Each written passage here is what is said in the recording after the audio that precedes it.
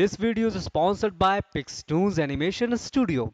देश दुनिया से जुड़ी तमाम खबरों के लिए सब्सक्राइब करें world breaking news channel.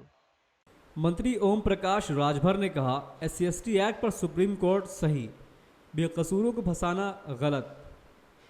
Uttar Pradesh की योगी आदित्यनाथ सरकार में कैबिनेट मंत्री ओम प्रकाश राजभर सुप्रीम कोर्ट के SC/ST एक्ट फैसले को सही मानते हैं।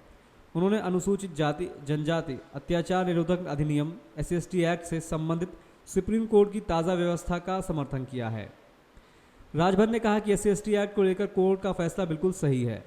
राजभर ने कहा है कि इस कानून का भी दहेज उत्पीड़न रोधी अधिनियम की तरह दुरुपयोग किया जाता है और अक्सर बेगुनाह लोग भी उत्पीड़ित हो जाते हैं।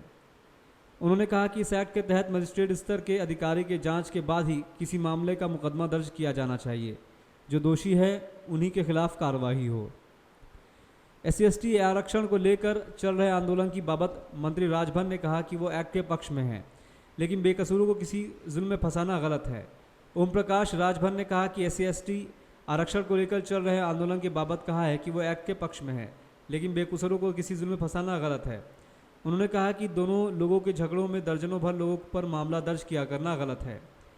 इसकी मजिस्ट्रेट जांच होने के बाद ही मामला दर्ज होना चाहिए।